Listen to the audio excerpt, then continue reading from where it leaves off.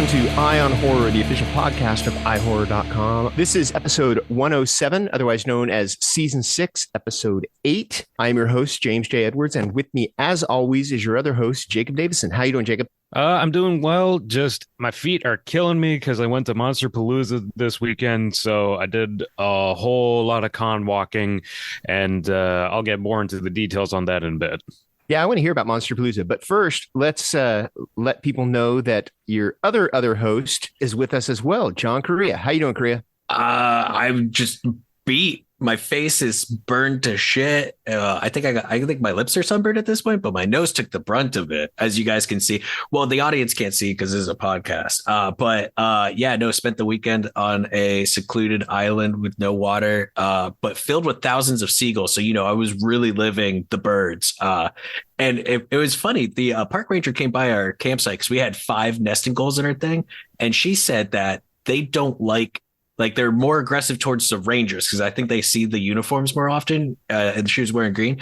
And I didn't realize it, but I was wearing a Dinosaur Mountain Tees long sleeve shirt, which was similar coloring. And yeah, dude, they were like vicious towards me, shat on me and stuff. But the irony is when she said that, and they're like, yeah, I don't think the seagulls like authority. And I was like, hell yeah. Yeah, gulls. Fuck the establishment.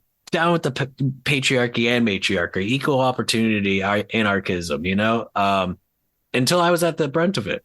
But no, it was a good weekend. I'm just very sunburned. Not a whole lot's come out since last time we talked. One thing that has come out that I'm curious to see if you guys have seen. Did either of you guys watch Influencer on Shudder? No, not yet. It kind of fits into the island thing that you're talking about, Correia, because it's about an influencer, an Instagram influencer who is traveling the globe. She's like globetrotting, and she meets this other girl who I don't want to get too spoilery, but she meets this other girl who takes her places. And it's her social media takes center stage in places, and it's a ride. It's a fun little. I thought it was pretty inventive for what the genre usually does with social media. So it was kind of cool. It's on Shudder, Influencer. I figured you guys had seen it because it's kind of been there have been kind of a lot of like ads for it and stuff. So yeah, no, I mean, it's been on the front page for Shudder. I just haven't gotten the chance to see it. And yeah, I've been hearing good things. So I definitely have it on my watch list. Yeah, it's worth watching. Is the message never go to a second location? That is one of the morals that you could pull from it. Yeah. Never go to a second location. I haven't seen a lot of movies recently, but we have been catching up on TV. We finally finished season 2 of Sweet Tooth. Have you guys been watching that show on Netflix at all? I watched season 1. I haven't gotten around to season 2 yet, but I do want to finish that. I had to do a rewatch of the first season because I couldn't remember much. And I was very surprised on how much I did remember because it's been 2 years. But yes, Sweet Tooth is very good. It's post-apocalyptic where most of the world is taken out by this disease, but it also has turned newborns into hybrids. So there's a lot of kids that are like half human, like half skunk. You follow this one kid named Gus, who's half human, half deer. And it's, a lot of like figuring out like the new world, but also like how it happened. And it's really good. Check out Sweet Tooth. It's phenomenal. We also finished Yellowjackets. Did you guys? Yeah, I finished season 2. I'm halfway through. I made the mistake of watching it on demand on my cable system instead of going to Showtime anytime. And They are literally weeks behind. They have episodes 1 through 4 and 6 up on demand. What? It's like, yeah, they skipped 5 and they're behind by like 4 weeks. Anyway, I am only about halfway through it. So no spoilers, but is it good? Absolutely no spoilers. And again, we've talked about this show on the show before about how much we love it. Season 2 is what I thought I was getting into with season 1. It's already started that way. You're seeing more of the girls crashed, and you get to see the cannibalism aspect, which is horrifying. Oh, sweetie, you don't know. I probably don't.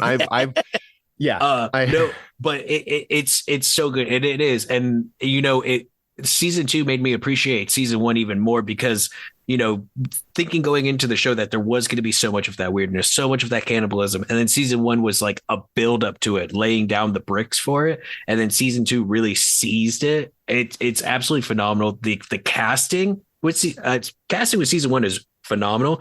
Season 2 takes it up a couple of notches because the actors they got to play adults, Van and Lottie, are just absolute perfection. Is Van the goalie? The redhead. The goalie who had her face, who got her face ripped up by the wolves. Yeah, she is the girl from 6 Feet Under. Yeah, the adult. I didn't even think about that. That's brilliant casting. When they first introduced her, I'm like, oh yeah, that's perfect casting for that role. Yeah. And she owns a video store. Yes. Like, I was crushing an real hard. LGBTQ friendly video store. Yes. Yeah. Right. Oh man, that's like one way to instantly steal my heart is be a lesbian that owns a video store.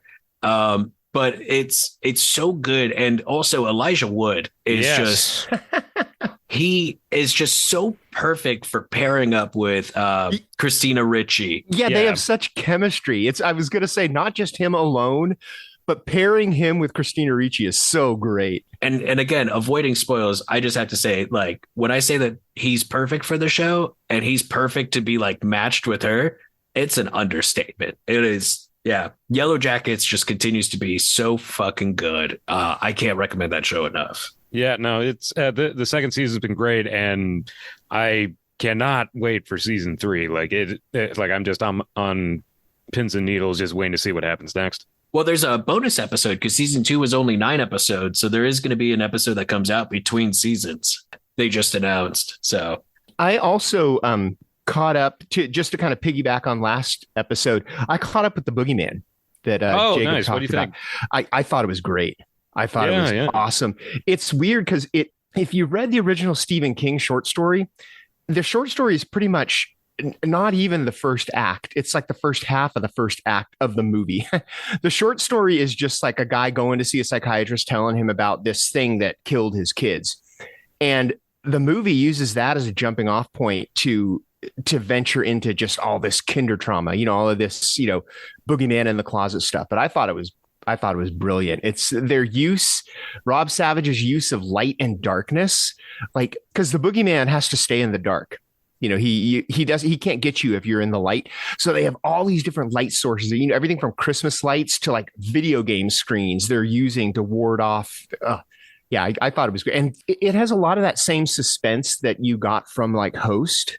He builds the suspense, and there's not a lot of like there are no cheap jump scares. And there aren't even a lot of jump scares. It's mostly just like you're biting your nails the whole time. I thought it was great. Yeah, no, that I thought it was very effective, and and just the creature design, the Boogeyman in particular, I thought was very impressive because Boogeyman is such an ambiguous entity. You could go so many different ways about it, but yeah, without spoiling it, I thought that it turned out really fucking creepy. That's really great to hear because, as you guys know, Host and Dashcam weren't really my vibe. So I'm really looking forward to like something completely different from him. And I'm happy to hear that like a lot of people are very happy with the adaptation because King adaptations can go hot or cold very quickly. So that's awesome that one's so well liked. It's much more ambitious than Host and Dashcam. It's not screen horror in air quotes. So it's not using, like the technology that Host and Dashcam did. You can tell it's got a bigger budget. It's got it actually, speaking of Yellowjackets, the older daughter is Nat from Yellowjackets, the younger Nat. Oh, right. That's right. And the younger daughter is Princess Leia from Obi-Wan Kenobi. So, she was so good in that. She's good in the Boogeyman too. She's got a bright future in front of her. That little girl's good. You got me hyped. And so many people shat on Obi-Wan and Book of Fett, but I can't help but love those shows. Obi-Wan, I was kind of lukewarm on. Book of Fett, I liked, though, which is weird because I think Boba Fett is the most useless character in the entire original trilogy. But he looked so cool. Sometimes that's all you need. Yeah, that's why they had to create a mythology around him. And I have not been on board with that mythology until Book of Boba Fett because they were able to kind of retcon it I'm on board now, which, that's saying a lot, because I do think that he's the most, all he does is lap up Vader's essence and then get thrown into a Sarlacc pit, which I still think he died in the Sarlacc pit, but Book of Boba Fett shows you how he didn't. Well, it takes like, what did they say, like 100 years or something to digest. So he had time, or 1,000. He had time, and I guess his armor did take a beating in that pit. Right. Anyway, yeah. So I've also seen this new horror movie recently. I'm not sure if you guys have heard of it. Moon Garden. Have you guys heard of Moon Garden? No.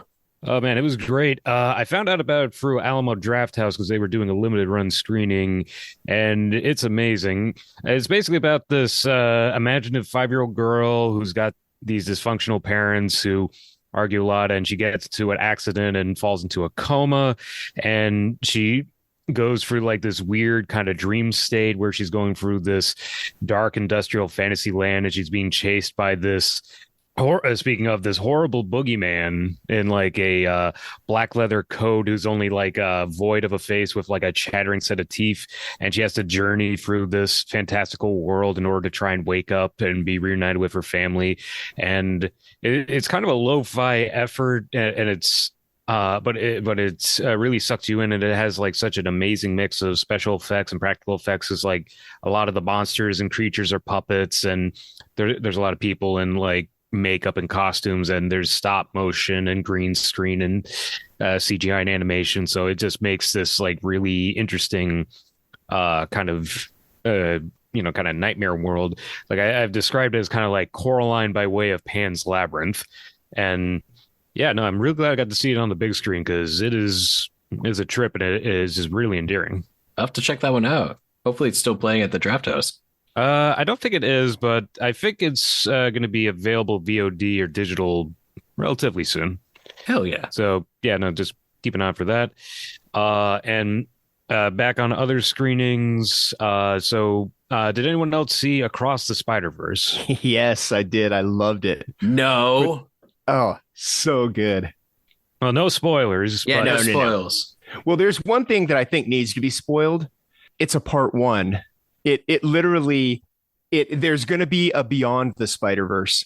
Yeah, and originally it was going to be Across the Spider-Verse Part 1, then Part 2, then they decided to call it Across the Spider-Verse, then Beyond the Spider-Verse. Which, funny enough, going back into the Star Wars conversation, like everybody's saying this is the Empire Strikes Back of Spider-Man movies, because then it's going to be Return of the Jedi next. It's like, yeah, Part 1, then Part 2. But and I remember thinking this when it was happening, because it's about 2 hours and 20 minutes. And I remember thinking this when it's happening. I'm like, oh, we got to be getting toward the end of this movie. How are they going to wrap this up? And then the next thing you know, they're out to be continued. I'm like, that's how they're going to wrap this up. Yeah. But hey, we can always use more Spider-Verse. I loved it. I thought it was, it's a lot like Into the Spider-Verse in that it's like a moving comic book. The backgrounds are like drawn like with that kind of like dot animation, and the animation, it looks like a moving comic book. And there are dozens of Spider-Man. I don't want to spoil, what don't you is dare happening in spoil. it. No, I'm not. No. You can tell. Don't spoil the different Spider-Mans, because I've been successfully avoiding who's voicing Ben Reilly, and if you spoil that for me right now, rage. I'm not. I don't even know who's voicing all these Spider-Man, but it's funny though, because like I said, there's dozens of Spider-Man, if not hundreds. There's tons of them, and each one of them is like a different style animation, because they're all from different universes. And as they're encountering them all, I remember thinking, I'm like, you know what? There are some famous voices in there. Yeah. I'm like, there's, I wouldn't be surprised if they brought in some ringers, some special guest voices for it that, bring them in for like a half an hour to voice this one, Spider-Man. I do know that Ben Reilly, the what is it? Scarlet Spider, who was a favorite of mine growing up. He's voiced by a heavy hitter, but I've been successfully avoiding that one. So that's the one I've been playing close to the chest. I think you'll be pleasantly surprised. Yeah, I'm looking forward to it. I'm going to see it this week. Yeah, no, it was amazing, and as it touches on a lot of different animation, it also touches on a lot of different genres. Like it hits on so many different levels. Again, won't spoil anything, but there's even some horror in there. I did see in the trailer that they even had like the PlayStation video game version of Yeah. Spider-Man in the background and stuff. And They have just about at one point, and this isn't spoiling too much because you almost expect it. They have the '60s Spider-Man. Um, he Nice. comes swinging in, and it dun, dun, dun, dun, it plays the music from him. It's and that's the other thing. It has the sense of humor that you would expect from a Spider-Man movie. Because Spider-Man is kind of like a wisecracking, guy anyway. Yeah, it has the sense of humor that you expect from a Spider-Man movie. So it's awesome. But I mean, it also like that first trailer they dropped where it's Mio Morales' mother giving that speech of like, I still see you as my baby. So make sure you look out for yourself. Make sure you as Spider-Man look out for Miles, like that. I'm tearing up right now just thinking about that speech. So I can't imagine like how that plays in and how good that's going to be. I'm so excited. I did get a nice reminder where someone posted about the butterfly effect, and it was like one of those things, the definition of how a flutter from a butterfly's wings could change the course of everything. And they showed the picture of Donald Glover in his Spider-Man pajamas in the season 2 opener of Community. Yes. And how that kicked off the discussion of Donald Glover should be the next Spider-Man. And they're like, well, we're not going that direction. We're going with Andrew Garfield. But then Marvel was like, you know what? Why don't we have a black Spider-Man? And so they created Miles Morales because of that discussion. And now we have some of the best Spider-Man movies made, some of the best Spider-Man comic books ever made. And hell, I just beat Spider-Man Miles Morales the other day, and that was a great fucking video game. So like, yeah, flaps of a butterfly wing. Yeah. And back at it. So I did go to Monsterpalooza this weekend. Over in Pasadena. And for those of you who don't know, Monsterpalooza happens twice a year. It's this big horror, sci-fi, fantasy, and largely effects and makeup convention with like lots of monsters and vendors and memorabilia. And it's just one of my favorite things in LA, because it's just really fun to go there and see all these incredible movie quality displays of masks and animatronics and monsters and stuff in person, and you get to see them apply the makeup and how they make the monsters for movies and shows and all that, and just artists showing off their wares and talents. And one of my favorite parts is the Monsterpalooza Museum, where they put like some of the biggest and most impressive pieces and memorabilia and props on display. Like this year, they had the car from Cobra with a life-size replica wax doll of Sylvester Stallone as Cobra. Jesus Christ, are you kidding me? That's fucking awesome. Yes, it is. Yes, it is. That car is badass. Also, they had a giant Queen Alien head, and one of my favorites was somebody did I guess their imagination of what the Great Pumpkin from Charlie Brown looks like, and it's this giant pumpkin monster like reaching out of the pumpkin patch with like candy and stuff spilling all over the place. And there was also a Frankenstein's model where it's like one of those old monster kits where you build and paint the monster, except it was Frankenstein's monster size, and also there were giant prop like pieces of glue and paint thinner and stuff next to it. And that's awesome. Yeah, no, again, it's just so much fun, and I love going there too, because it's just a good place to meet up with friends and walk about, talk horror. Like I ran into so many familiar faces going for there. Also, the dealer's room's really fun. Like there's always like cool stuff I want to buy, but I got to hold myself back, otherwise I'm going to be emptying out my bank account. Like I did grab a couple things. Like I got The Adventures of Baron Munchausen soundtrack on vinyl. I got a copy script of Abbott and Costello Meet Frankenstein, and from Severin Films I got Alien from the Abyss and A Complete Comic Strip Presents. That's awesome.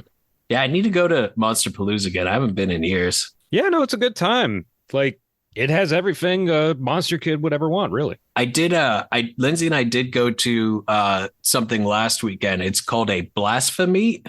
A Blasphameet. A Blasphemy. It was presented as a blasphemous swap meet. Nice. And it was everything that a blasphemous goth kid would ever want. There was art, there was jewelry, there were t-shirts, there was so many cool things. There were performers doing various shows. There were some adult shows there with that. There was taxidermy. It was such a great time. So much spooky, but everyone was so fucking nice, like almost too nice. It was so much fun. We had such a blast. I got so much more, satanic stuff for my apartment, which is great. I love it. What'd you get? I got this. It's like a wood burning piece that had it's got like a wizard skull hood, but it's from like the art is from like a 1980s like fantasy calendar. And then it was put onto the wood. The wood was burned, and then it was resined over. So that's really cool. That's hanging in my office right now. And then I also got this really great painting. It's like a skull with it's like a skeleton with like a cow skull, and there's like a skeleton of like a fetus in it. And it was the artist's like her processing Roe v. Wade being taken back. It's a very beautiful art piece. I absolutely adore it. But yeah, it was such a cool thing. They're doing another thing in November. I highly recommend look at Blasphameet on Instagram. They do some really cool stuff. It's just a dark art market ritual. And also, if you ever get one of their pamphlets, the whoever does their type, man, do they know how to fucking sell it? It's silly, but it's great. All right, yeah, I'll keep an eye out for that. Also, in terms of repertory screenings, last or 2 weeks ago, the New Bev had their 2000s Terrathon where they played 4 movies from the 2000s decade. And I thought it was going to be interesting because, not a lot of people talk about the 2000s era of horror as much as they do like other eras. But there's still some pretty good horror movies from that time. And the movies ended up being Urban Legends Final Cut, Splinter, 30 Days of Night, and this one I hadn't seen before, Mindhunters. That's a really great lineup.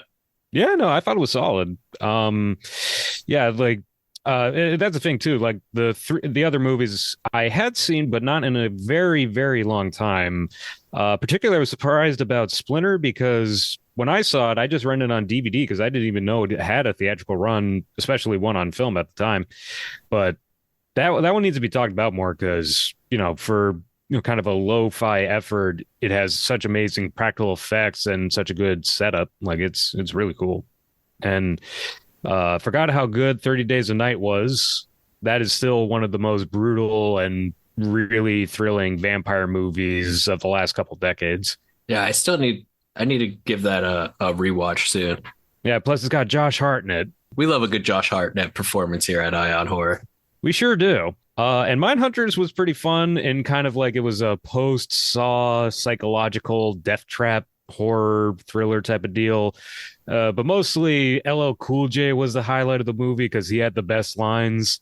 Like minor spoiler, but my favorite line of his was, I guess we found out what his weakness was, bullets, which you don't even need to know the context to. You just know that's funny and badass. I have no context whatsoever. I've never seen this movie or really heard of it. And yeah, no, that's grade A line there. And don't sleep on Urban Legend Final Cut. Oh yeah, no, I was just about to get to that. Yeah, I love those Urban Legend movies. Oh yeah, no, it's been a while since I visited that, and I have to kind of think to compare to the original Urban Legends, but Final Cut's a lot of fun, especially because it's very heavily in the post-Scream slasher boom because it's got kind of a bit of meta commentary because it's about these film school kids, so they know all the film tropes, and it revolves around the urban legend around campus.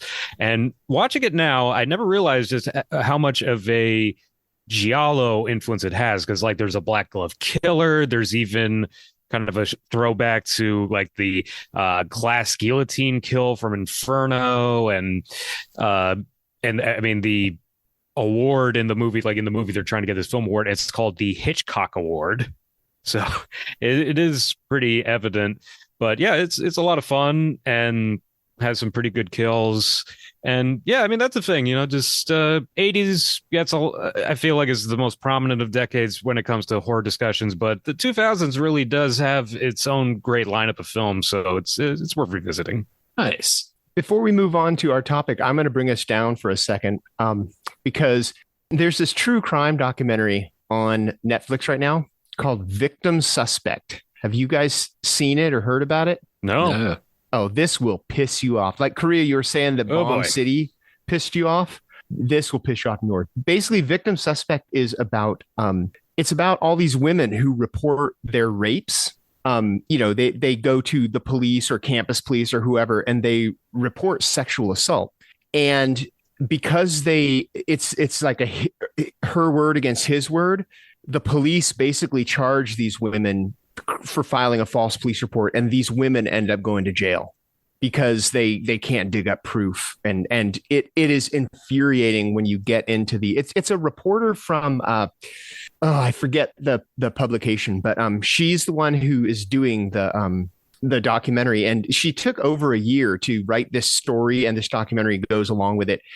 So she investigated all these cases, and she got footage from the police departments of the investigations. And it's like these women are being grilled. And then when they pull the guy in, it's just like so it was consensual. Okay, cool. You're free to go. It's like, it's infuriating. Anyway, if you're into true crime and you want to get pissed off, Victim Suspect on Netflix. Listen, see, Bomb City, I wasn't angry about it. It was definitely like a narrative interpretation of like the real events, like especially if like you and I have discussed, Jay, that that's not the full story, that's not the true story, but at least like the stories get out there. That true crime thing, I did see a trailer for it, and I was just like, I don't know if I could handle the amount of rage I will feel watching that.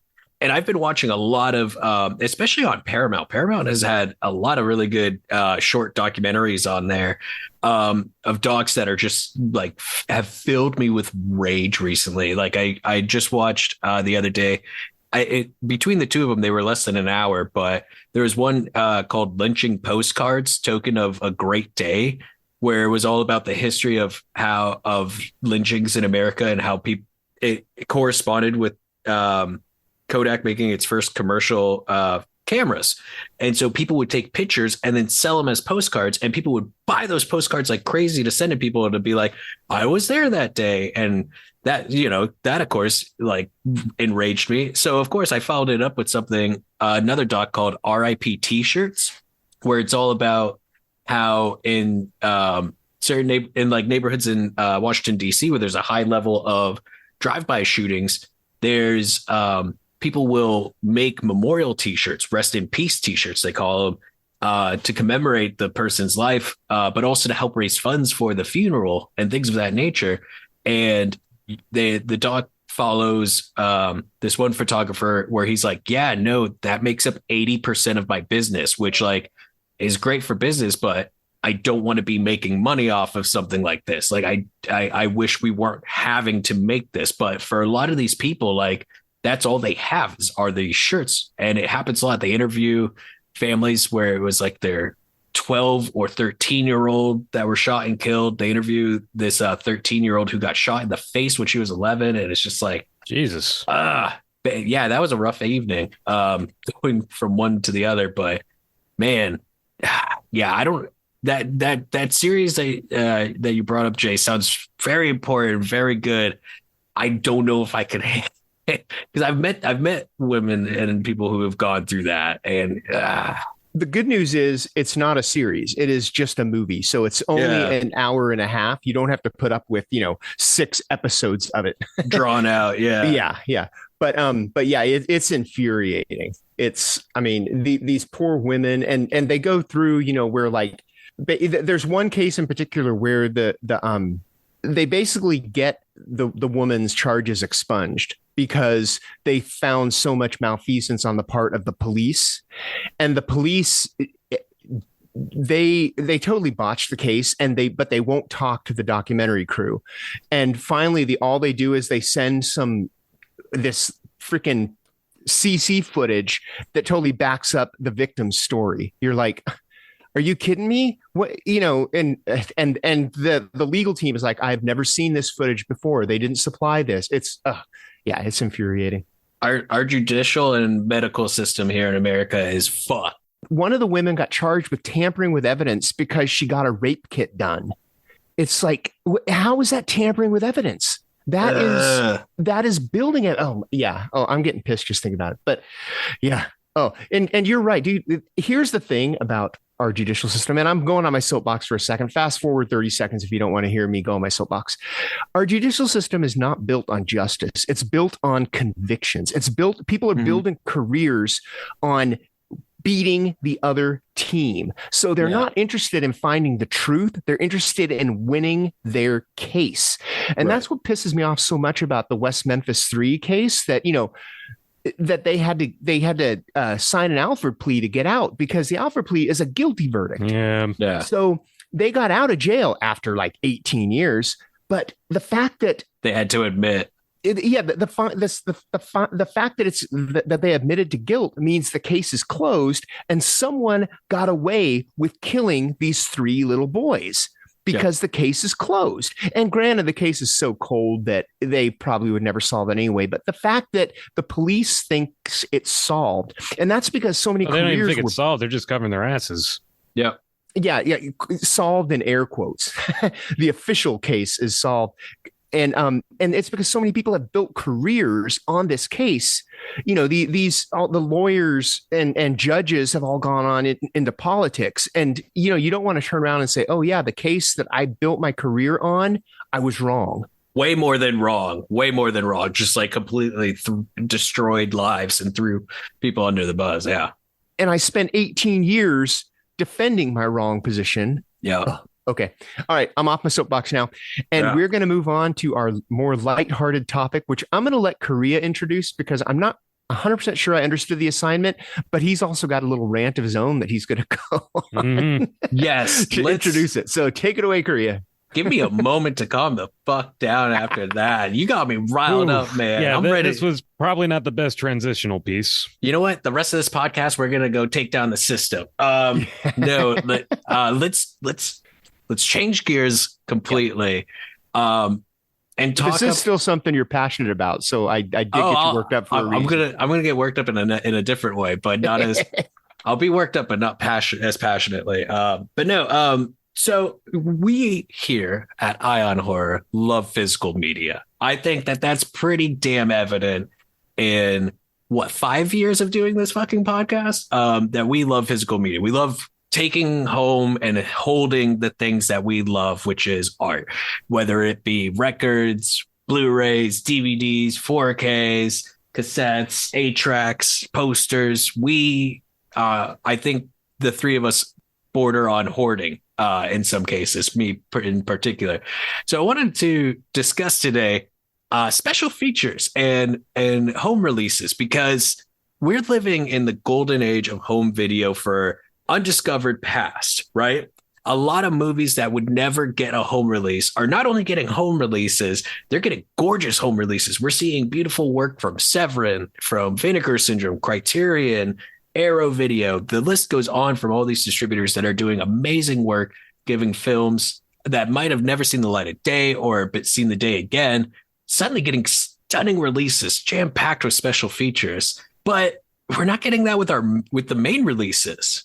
We've been seeing this trend happening over and over again, where brand new movies that were, just got out of the box office aren't even getting 4K releases. And if it's bare bones. This has been sparked because I saw a tweet where someone said that the home release for Evil Dead Rise barely gets a 4K, and it has almost no special features on it, which is insane to me to think, because I don't know about you guys, but I've owned about a dozen different versions of the original Evil Dead trilogy and the 2014 version. I've owned at least 3 copies of each film at any one point in my life. And to think that the latest one has a bare bones release is insane, but it's happening a lot. It doesn't make sense because there are people who will want to talk about it, like on the cast and crew. Yeah. It's like at least give a commentary, maybe some behind the scenes, because people love talking about these Evil Dead movies, the new one included. The actors for Evil Dead Rise have been blowing up with behind the scenes photos and videos and talking about their experiences on social media. It's been really great seeing how much fun they've had on it. Why isn't that on disc? Like, why is it that these major studios are kind of giving up on home video? And it's a bigger thing, right? And it's not just like the special features, but they're also not getting 4K releases. Cocaine Bear only got a Blu-ray release here in the US, which it did have a lot of features on it. I'll give it that. But the UK got a 4K disc for it, which blows my mind. Cocaine Bear is one of the most American films ever made. If there's anything that says America, or at least feeding into the idealism that makes America great, and the beauty of what it is, it's Cocaine Bear. Why don't we have the best picture quality possible on disc for such a patriotic and beautiful representation of us as a nation? Why does England get it? I want this to be the blurb for this episode. Nothing says America like a bear on cocaine. Prove me wrong. Prove me wrong. Fuck images of John Wayne. It's a bear on cocaine that stands for America. So why the fuck does England get a 4K disc? Why do I have to import a 4K disc from fucking England for Cocaine Bear? That's ridiculous. But we're seeing it a lot. As I said, we're living in this golden age where Showgirls is getting an amazing 4K release from Vinegar Syndrome. They just put out Roadhouse on 4K. Severan's putting out amazing Argento films, which, remember how hard it was to get Argento films back in the day? It wasn't until Anchor Bay started putting them out that they really started popping off. And now we're getting them in 4K. It's so incredible. And yet Universal, Sony's doing a bit better, but like so many of them are just dropping the ball. And we're also seeing it in the retail space. Target, Walmart, Best Buy, all these places are reducing the amount of floor space that home video is getting. Granted, you can still buy stuff online, but man, and this is not to be nostalgic, and I'm definitely not going to be nostalgic for Blockbuster because fuck Blockbuster, but just walking down the aisles and going, man, hey, this movie is reduced by $7. What's the back of it? That sounds insane. You know what I mean? That's different than reading it online. Maybe I'm getting old, but I think our home videos deserve better here in the US. And so that was my rant part. You got me. I was going to wait till later, but you got me so riled up. You might as well just go to the rant.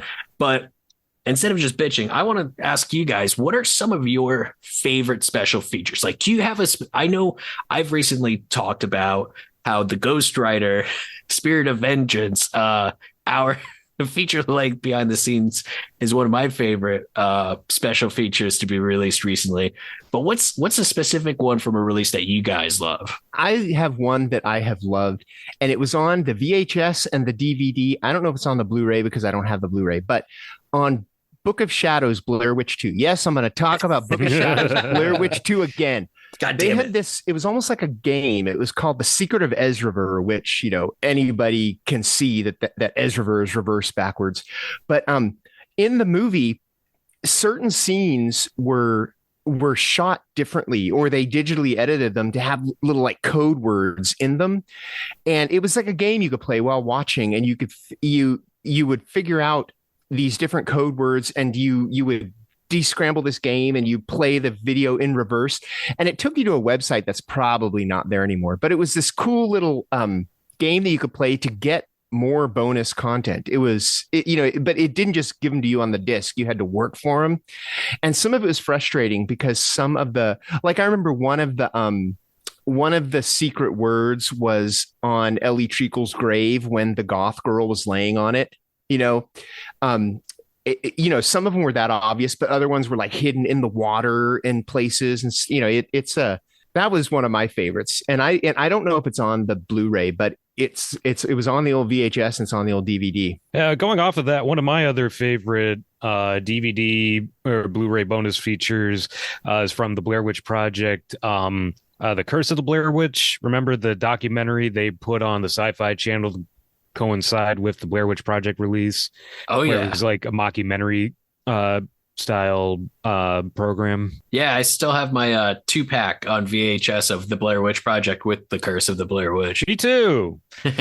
But yeah, no, just it really adds a lot of context to the movie, and I'm just always a big fan of kind of mockumentary style horror and just kind of additional materials that boost and like add a foundation to the story, because it does go deeper into the lore of the Blair Witch and a lot of the history. And also I just really like faux mockumentary stuff, so that's always been a personal favorite of mine. The Blair Witch Project, I've said it before, I'll say it again. It is probably the most influential movie in modern horror history, because if you think about it, without the Blair Witch Project, there would have been, I should say, without it being as successful as it was, there would be, I mean, think of all the found footage we have these days, and granted, 95% of it is really bad, but it showed people that you can do this. And the thing with the Blair Witch Project is if you watch it just as a movie itself, it has a couple creepy parts, but it's not that scary.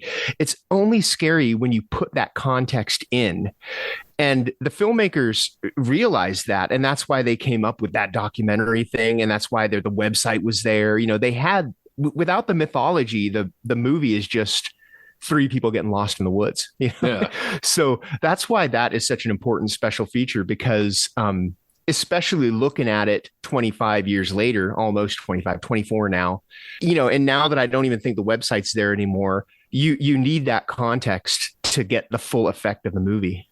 100%. And that's one of the cool things, like DVD and Blu-ray menus blew up, right? Yeah. And there would be so many cool ways of like incorporating it. I remember the 3-disc DVD for Hellboy had all these special features, like so much into delving into the world and the process. And like for a lot of my generation, that was our first film school, where all these special features where you get to see from start to finish on like how it was made. But then those Hellboy ones had all these little hidden ones. So when you're going through the menu, if you press up, all of a sudden you'll see like one of the background characters' eyes light up, and you click on it, and it's like one of them was like it was Hellboy having pancakes for the first time. It was one of the original comic books, and it was Professor Broom being like, "Oh yeah, no, you got to eat it. You'll like it." And he's like, "No, I don't want to eat it. No, try it." And like he's fighting him, and he finally eats it. And then it goes, "Meanwhile, in hell," and there's some demons go, "No, Hellboy ate pancakes. We'll never get him back. He's too far gone now." Like,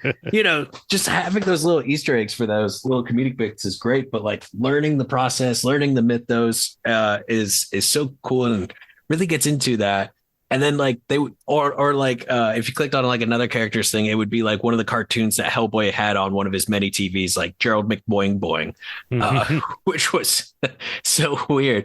And it's also just weird because I'm going to bring it up again. The Empty Man was one of the most like fun films I saw in 2020, and it's so good.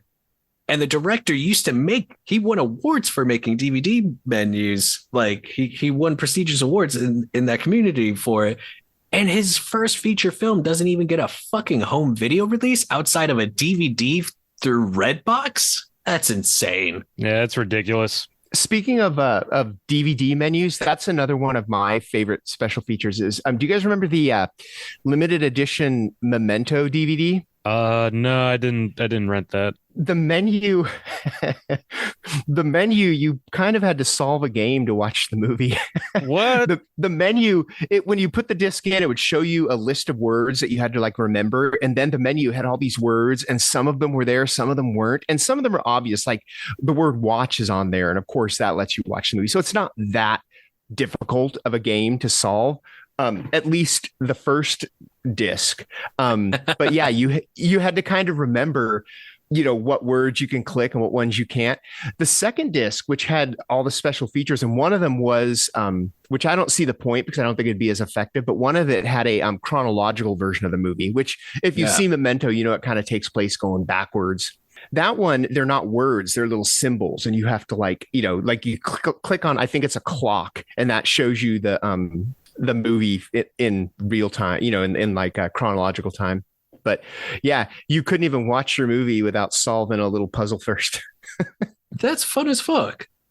Yeah, that's cool. And speaking of fun as fuck, one of my favorite DVD menu features was for the original House of Thousand Corpses, where you're in Captain Spaulding's gas station museum, and he would make fun of you. Yeah, exactly. Sid Haig would just like give you shit. Well, shit the bed. Look who it is. Well, are you going to click something? Or are you just going to stand there and look stupid? Exactly. It's just Sid Haig fucking with you. On the flip side of that, the Devil's Reject DVD menu was horrible because it was just a lot of screaming. Like it was just like and I remember having a party where we watched it in high school and we all fell asleep and everyone fell asleep. And when all throughout the night, someone would wake up and go, fuck, someone shut off the TV, but couldn't find the remote. It would just go back to sleep. And so all night it was just like screaming at us. I will never forgive Devil's Rejects for that. But I have a very serious question. Do you guys watch movies with commentary? Yes, I love to listen to commentaries. I love to listen to commentaries. I almost approach them though kind of like podcasts where I don't really ever I'll put it on, but then it'll be like background noise and I'll listen to the commentary without actually watching the movie with it. I like hearing them talk about the movie, but I don't really put it in the context of the movie so much. Yeah. I have difficulty sometimes. If it's a movie I've seen a whole mess of times, I can do it, but I oftentimes get too distracted with it on. That being said, there are some commentaries that I can never skip. Whenever Arnold Schwarzenegger does a commentary, it's always gold because he explains the movie like an excited child. And it's like his commentary for Total Recall is him just like when he's fighting Sharon Stone, he's just like, oh, and then she hits me in the groin and it really hurts. Because, she kicks me hard there, but it's okay. It's just a stunt. I didn't get hurt. Or like Conan when he's talking about like how heavy the sword was, but it's okay because he's a strong man and can swing it. Like it's so good. That and also Wet Hot American Summer has a commentary track where it's just David Wayne, Michael Showalter, and a few others just making fart noises the whole time, which is brilliant because they time it perfectly in some parts, and then other parts they're just like, you know what, and just like completely go over the entire scene. It's brilliant. My favorite commentary is for This Is Spinal Tap. The band does a commentary track in character, so it's basically Spinal Tap doing it, and it's funny because when they get to that this goes to 11 scene and they all go, this is all, we probably should have copywritten this. Or is it a trademark or a copyright? You don't really copyright, you trademark. And they're like talking about how many people have ripped off This Goes to 11. One of my favorite commentaries was the Adam Green and Joe Lynch commentary for Friday the 13th Part 4. The fan commentary, yeah. Yeah, I love the fan commentary stuff, especially the stuff they were doing for Friday the 13th, because the thing was, originally they did those, I think, for their podcast, The Movie Crypt, and the, the Yorkie-thon event they do every year. And they were so popular that they ended up putting them on the Blu-rays. Like when the Friday the 13th set came out, they included every commentary they did. But Part 4 is my favorite, especially for the beginning, because the one thing I remember distinctly was, like the opening scene of the movie where it's just after Part 3 and Jason seems to be dead. And, I never really thought about it before, but they were pointing out how like eerie the opening to Part 4 is, because there's this bit where they like all the cops and ambulances and helicopters leave and just kind of focuses on Crystal Lake, dark and isolated by itself. And yeah, it just kind of gave me a new perspective on Part 4 and specifically those scenes. So, and I really like their other commentaries too in the series. So those have stuck with me. Have you guys seen the Final Destination 3 DVD? I don't know if it's on the Blu-ray, but on the DVD, they have deleted scenes. But when you're watching the movie, it'll pop up. It'll say, do you want to see this scene or this scene? They basically every death they filmed twice. And you can, and it'll let you choose which one you watch. If you want to watch, this, the safe one or the gory one or whatever, or do you want this person to live or whatever. And it puts them into the actual movie. It's not just an extra feature, that you click on. It puts it into context of the whole movie. So that was always kind of fun too. It was like a choose your own adventure feature. Yeah. Yeah, that's a better way of describing it than my freaking ham-fisted. Yeah, it was like a choose your own adventure kind of a thing. Yeah, no, I do remember that being marketed. It was also in 3D too. I think it was another one of the gimmicks of that home release, which is awesome. I love stuff like that. The Sin City had a really good like 2-disc one that had the first graphic novel with it on DVD. But you were able to watch. They changed up the movie because so that you could watch the stories in chronological order, or you could just watch them on your own. So if you're like, yeah, I only want to watch the Yellow Bastard today, you can just watch those segments as their own individual stories, which I always appreciated. But going back to it, I mean, well, actually, before going back to it, I think the one thing that I do like about this current era of home video is we're not getting a lot of goofy fill up shelf space releases. Because remember, there was that period where every major release had to have like a 3-disc set that came with like postcards and like an inflatable thing or like a cookie-ish something. Yeah, and just big styrofoam box. And it would take up the space of like 5 or 6 DVDs and stuff. I'm a little glad that we're a little past that. Don't get me wrong, like we still are getting larger than life releases. Vinegar Syndrome's VSAs or VSU releases do take up a bit more space, but it's fucking worth it, dude. Roadhouse can take up all the shelf space on my shelves as it can. It already does take up a lot. Don't get me started on the Criterion Godzilla. It's so inconvenient. I mean, it's an awesome set, but it's like that big children's book size. Oh. Well, did you take the discs out? Because I highly recommend taking the discs out and putting it into a new Blu-ray case because the glue on those is not great. And the discs slide down eventually into the glue. Just a heads up, that and the Zakato Ishii set with Criterions. But yeah, so I'm pretty glad we're a little past that. But I think there's a lot that's kind of being lost with like bare bone releases or not getting the highest quality, or even just some double dipping too. Cause like there's been releases where they'll put out a DVD and then like within a year, they'll be like, oh shit. Yeah. Here's the 4K as well. They did it with Barb and Star Go to Vista Del Mar. They did it with Malignant as well. And it's frustrating because like, especially as a avid collector as I am, I don't want to be spending. I want to put my money towards the things that I love, but like taking that much money from me is not cool. I got rent to pay, motherfuckers. I would wait on Evil Dead Rise then, because you know that there's going to be a better version with more features coming out. Oh, that's what I was thinking, because the Evil Dead remake was put out by Scream Factory with that awesome 4K set. So I would not be surprised if something similar happened with Evil Dead Rise. Yep. Well, two things. How long did we have to wait for that Scream Factory for Evil Dead 2K14 to come out? And the original did have some decent features. They did release the director's cut or the unrated cut in between digitally, weirdly. I remember having to buy that on Google Play in order to watch it. And I already pre-ordered the UK Steelbook 4K for Evil Dead Rise. So that money's already spent. Are there any special features on that? I think so. Yes. Yeah. Actually, I think in the tweet that originally started this topic and my rage, they said that the UK Studio Canal version is slated to have some commentaries and include the director's like early work, like one of his early shorts and stuff. So like the material is out there. I understand, trying to save money and all that stuff, but like if you're not putting anything on the disc, what's the incentive to get it?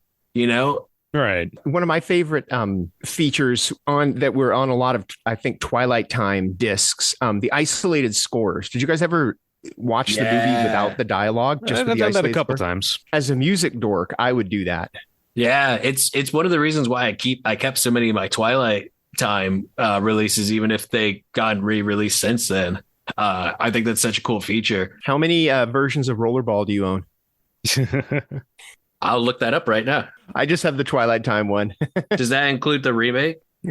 No, we don't talk about the remake. So Rollerball, I have the Arrow Video Blu-ray, the Twilight Time Blu-ray, the Shout Factory 4K, and a German media book version. So I own 4 different versions of Rollerball. I do also own a Blu-ray of the remake. I've tried to get rid of it, but no one will take it. I brought it to a few.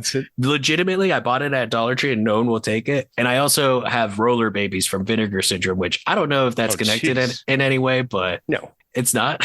That's not related. And it's, I would rather watch that than the remake. Oh, 1000%. Who doesn't want to watch like some like porno roller derby movie over that? Although is it an actual video. porn parody of Rollerball, or is it just the name? No, it's just name, isn't it? Yeah, it's just name.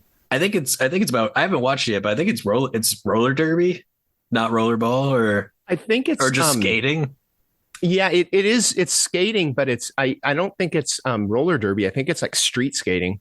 Oh, okay. Unless I'm getting it mixed up with something else. Gotcha. But yeah, I don't even remember what movie it is, but I'm pretty sure it's better than the remake of Rollerball.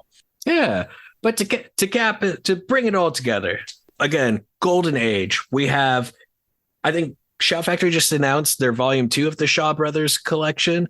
So between Shout Factory, 88 films, and Arrow Video, we have had 52 Shaw Brothers films get HD discs in the last year or two, which is incredible. Oh, damn. We are living in the golden age of home video releases for older films, for independent films, with Vinegar Syndrome and OCN putting out a lot of smaller distributors and giving them a platform to be seen and get funding. But I wish the major studios would invest more into it. I get it. The cost cutting, if you want to watch the 4K of Cocaine Bear, you can always go to Peacock and watch it, sure, but like owning the disc, it's having a piece of that. It's you get to learn more. Like I said, it's some people's film school. It's some people just expanding on their hobby, learning more about it. It's getting more in depth with it, having more interaction with the product, which I think is a beautiful thing for art, is being able to interact with it more, especially with cinema being such an interactive form.